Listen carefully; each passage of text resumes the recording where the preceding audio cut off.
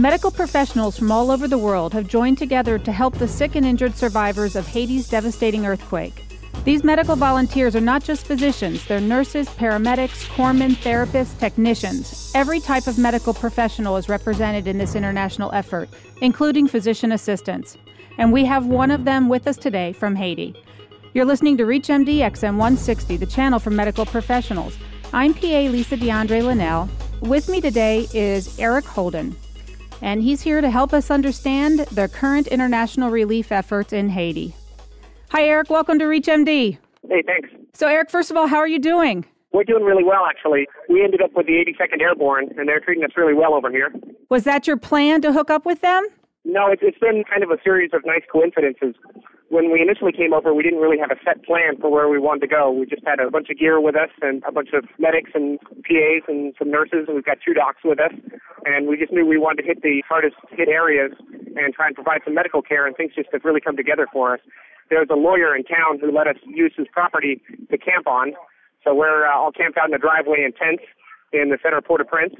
And our plan was to go out and run some clinics, which we did for several days. In our first 2 days, we saw 800 people and some small clinics. And then after that, we ran into, just by chance, a group of soldiers from the 82nd Airborne, and they offered to let us join their group. So we're now attached to the 82nd Airborne. We've moved all of our medical gear within the confines of their compound, and we're going out with their teams and doing mobile assessments to different tent cities.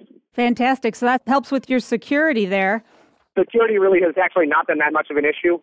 You hear a lot of talk on kind of the mainstream media about looting and pillaging, and really it's more kind of scavenging for food. I mean, these are folks who, haven't eaten or had much to drink in the last couple of days, and so they know there's a grocery store that, has collapsed, and they climb in, they find a couple bottles of water, and they leave. There's really no violence. So we've never been afraid for our safety here. Well, that's good to hear. Hey, Eric, tell us about the circumstances that led to your trip to Haiti. Kind of an interesting series of coincidences. I'm from Portland, Oregon, and this group is based out of New York City. A PA friend of mine, Mike Jones, went on a trip with this group in 2005 to the earthquake in Pakistan. And he knew that I'd previously been in Haiti. I'm part of a disaster medical assistance team, the DMAT team, and we do a training mission out here every summer. So I was actually out here last summer in a rural village running a clinic with a couple other folks. And he heard about the earthquake here, and he called me up and asked me if I'd be interested in going with NYC Medics, and he made an introduction for me. And they flew me out here. Actually, what's really nice is JetBlue has been comping us all of our airfare. They flew the whole team to New York City, and they flew us from New York City to the Dominican Republic, to Santo Domingo, and they're going to be flying us home. Fantastic.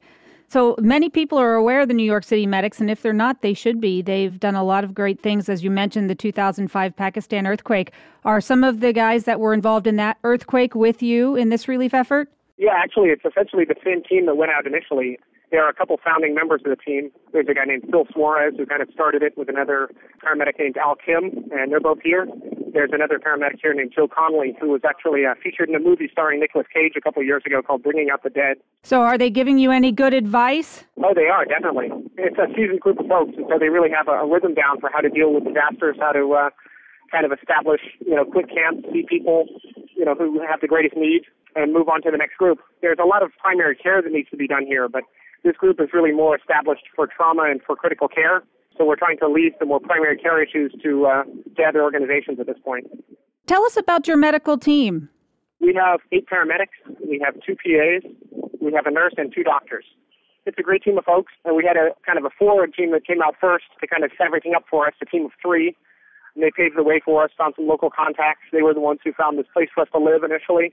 They've really, set up a lot of things for us to make this work. Tell us about the medical infrastructure there. Is there one? There's not much of one. The way the hospital system works here is most of the local physicians before the earthquake and still currently are Cuban physicians. They come here and do their training in Haiti. But the way the system is set up here, there's no medical equipment really for them to use, supplies such as syringes and gauze and medications. So if someone comes into the hospital, they get free evaluation by the physicians and are given a list of supplies that they need, and then the family needs to go out and purchase those from the local pharmacies, and then they're brought back, and then they're used in the care of that patient. Unfortunately, a lot of the families here just don't have the money to afford expensive antibiotics and, all the equipment that's needed. So, often it's suboptimal care, unfortunately. What kind of supplies do you guys have? We brought quite a lot of stuff with us. A variety of organizations donated things to us, including most of the hospitals in New York City. The first day I was in town, We spent acquiring supplies throughout New York City. These medics know everybody in town, so they just called around to all the local hospitals, said we need gauze, we need antibiotics, we need a variety of supplies. And different hospitals said, oh, yeah, we've got some, antibiotics that are going to expire in 2 months. You can take them. We've got, lots of extra gauze. We have splints available. And everything we need, the hospitals in New York just came up with for us. One of the hospitals even loaned us an ambulance to drive around for the day and pick up supplies. It was very nice. Well, we're getting secondhand information from Haiti, and we're hearing about all the medical supplies being hijacked. Tell us about what you know in that respect. We haven't heard any of that. And we've been actually through the heart of Port-au-Prince, the areas that are supposedly the hardest hit. The other day we went through Cité Soleil, which is supposedly the epicenter of all of this. And we felt safe there. At no point did we feel like we were in any danger of, being kidnapped or having anything stolen from us. And that was before we were with the 82nd Airborne. So the people of Haiti really are gentle, and I think they appreciate our help. Well, what were your expectations coming into this? I was concerned about security, as I think we all were. But after being on the ground for only a couple hours, we realized that people were just welcoming us here, and they were really, happy to see that people were coming to provide care. As soon as they saw our medical insignias on our T-shirts and things, they realized that we weren't just photographers and we weren't here to kind of take advantage of their situation, but actually to provide some care. If you're just joining us, you're listening to the Clinicians Roundtable on ReachMD XM 160, the channel for medical professionals. I'm PA Lisa Dandrea Lenell, and I'm speaking with Eric Holden, physician assistant, and he's currently in Haiti participating in the international relief effort. All right, so your DMAT team works and has a clinic in Haiti. Are you anywhere near there? No, that's actually on the other side of Haiti. We're in Port-au-Prince now. That clinic, which we run kind of sporadically throughout the year, is in an area that is south of Jeremy in a town called Lyon. It's more than 100 miles from here. So they were actually unaffected by the quake. Well, that's good news. I'm receiving daily emails of physician assistants that are there volunteering. Have you come across any? I haven't come across any other PAs here aside from the other one on my team, Chris Summers, who's a CT surgical PA working in New York City. But, I've heard there are others here. I actually ran across some paramedics from the area I used to work in when I was a paramedic in Ventura County, California. So that was kind of interesting, running into people I used to know, at the airport at the Dominican Republic. We're hearing that there's over 2 million homeless now that are preparing to leave Port-au-Prince, and they're going to move to more rural settings. Are you guys going to move where the people go? I think at this point we're going to stay concentrated in the urban areas. It seems that's where most of the more serious injuries are. Most of the patients we've seen with serious orthopedic injuries had walls fall on them or received traumatic injuries from sharp things related to falls of buildings themselves. We've actually been out into the rural areas. I went out with an assessment team today to an area called Carrefour, which is about 45 minutes away from here, and we found that the injuries in those areas were very minor. So we're going to try and concentrate on the urban areas for now. That seems to be where most of the need still is. And what kind of injuries are you seeing? The most serious injuries we've seen have been significant fractures. We actually have associations with a few of the hospitals here that have been set up by the German team and the Cuban team, and they've been willing to take our patients. We've had some patients with pelvic fractures. We found a patient yesterday who had a pelvic fracture and had not moved since the time of the earthquake. His family had been caring for him there, but he had a significant injury, which probably would have resulted in his death, I think, at some point if we didn't get him evaluated and evacuated to a hospital for surgery. We had someone today with an open tibial fracture, similar situation, which we transported. We found a number of patients in various tent cities when we've been looking around who are dehydrated, malnourished, and hypoglycemic, and we've resuscitated them in the field, actually, and most of them turn around enough that we don't need to transport them even. So the patients you're seeing are actually getting further care? Yeah, they are. The more serious patients we have, we're passing on to the various hospitals in town here, and there's a good infrastructure being built up now with a lot of orthopedic surgeons, general surgeons. There's some critical care going on. A problem down here has been electricity. A lot of the places down here run on generators, and the supply of gasoline has been inconsistent. For example, the patient we had with a pelvic fracture, we took into a hospital, and it was obvious clinically that the patient had a pelvic fracture, but the surgeons really wanted to see the x-rays, and they couldn't take x-rays until today because they had no gasoline to power their generators to run their radiology department. Well, the 82nd Airborne certainly is helpful in finding supplies, I'm sure. Yes, they definitely have been. The group that we're with, their mission is to deliver water and food supplies within a quadrant of the city that they're in right now. And within their area, they've done a great deal. It seems like most of the people now have received adequate water and at least, some food. There's still quite a need here. There was actually quite a bit of need in Haiti even before the earthquake. Haiti's the poorest nation in the Western Hemisphere. How are they feeding you? Are you getting food and water? Oh, yeah, they're treating us very well. Our team is actually completely self-sufficient, the NYC Medics team. We brought our own food with us. We brought our own stoves, our own tents. We didn't know what kind of situation we were walking into, so they basically told us up front, pretend you're going camping for 2 weeks because it may just be us on our own in the middle of a field somewhere with our tents and stoves and whatever food we can carry on our backs. So we all basically brought what we needed to take care of ourselves, without any assistance at all. Yeah, let's talk for a bit about New York City Medics. They've got quite an amazing history. Can you kind of give us their story? Yeah, I can give you kind of a little outline of that.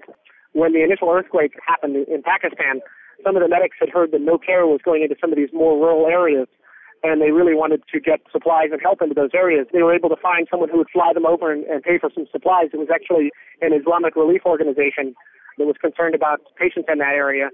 They put up a lot of money and flew them over and paid for their supplies, and they were actually dropped into a really kind of remote area where no one had been yet, and they provided care to 3,000 or 4,000 patients while they were there. So since that time, they've been involved with some other disasters as well. We tried to get a team out for the most recent disaster in China, and actually it ended up being mostly problems with various state departments and getting passports and visas approved, and they weren't able to get a team out for that. But for Haiti, it's worked out quite well. They were happy to have us. When we crossed the border into Haiti, they didn't even look at our passports. Well, how long will you stay? There's another group that is going to come and relieve us. We're going to overlap for 1 day in the Dominican Republic, and now they will probably also be here for 10 days to 2 weeks. I think at this point for them, the mission is kind of evolving and it's going to be changing a little bit. While we were kind of going in and seeing the most critical patients, people who needed immediate assistance, I think their role will take on more of a primary care type of function. We've received a lot more donations just while we've been here of routine medications for hypertension, for diabetes, things of that nature. And a lot of people here who are on chronic medications haven't been able to see a doctor or get into a pharmacy at the time of the earthquake, so they're out of all their medications, and we now have the ability to resupply those. And what are the common primary care medical issues that you see there? There's a lot of hypertension in Haiti. A lot of it is related to the diet here. They use a lot of salt in their cooking. There's a lot of fried food. They fry everything here. They fry bananas, they fry mangoes, chicken, goat, you name it. Anything that can be fried, they fry here, and then they cover it with salt. So we see people as young as 15 or 16 with significant hypertension. So the World Health Organization has guidelines for treating hypertension, which we're using hydrochlorothiazide, and we received a large supply of that from one of the local relief organizations. We have several thousand tablets of that. So I think our next team will probably start providing people with a month or two of antihypertensives when they come for evaluation. Could you talk a little about preparing for something like this? I know this is a time when everyone wants to help if you're a medical professional, but you and all of the people in your group, you were already prepared for this, working with DMAT or NYC Medics. So this would probably be a good time to let people know if in the next natural disaster you would like to be a part of it, what kind of things should they be doing now? There are a number of supplies that people need to do something like this. If you're outfitted for camping in the backcountry, you probably have almost everything you need. You need a good 3-season tent. You need a quality water filter that gets both bacteria as well as viruses. We found as soon as we got here that a number of people didn't have adequate water filtration. They had things that would only pull out Giardia, but not things that would pull out viruses. So we had to come up with some stronger chemical means, some chlorine tablets, things along those nature that would kill bacteria. Certainly the clothing is important. A lot of us are wearing the lightweight nylon kind of pants that zip off into shorts. Things that you can sweat in. It's hot and it's wet here. It's 90 degrees every day and 90% humidity. So it's like being in the Bahamas. So it's hot and wet. So people need to be prepared for that. What about training? Should people be looking at NGOs or should they be looking at the federal disaster medical teams? What would you recommend for them to get training to be prepared? There are a couple of different ways to do it. Probably the best way is to be involved with their local DMAT teams. Every state has a DMAT team, and several of them are here on the ground now. I think we actually beat our local DMAT team here. I'm on the Oregon DMAT team, and they're going to be leaving for Haiti the day that I get back. So certainly the smaller organizations, although they don't have as many supplies and things ready, they have the advantage of being more mobile. If you have 10 guys, you can get something like this together in 3 or 4 days and just leave. If you have to mobilize 30 or 40 people and move all those supplies, it's a little more difficult. But becoming a part of a DMAT team means that you can provide emergency care in your home communities throughout other states, domestically as well as for international events such as this. Actually, we just got a call. I need to go, Lisa. Okay. We're heading out with the 82nd on another mission here. So, hey, thanks for joining us. Be safe. Okay, take care. Bye-bye. Bye. I'm PA Lisa Dandrea Lenell, and you've been listening to the Clinicians Roundtable on ReachMD XM 160, the channel for medical professionals.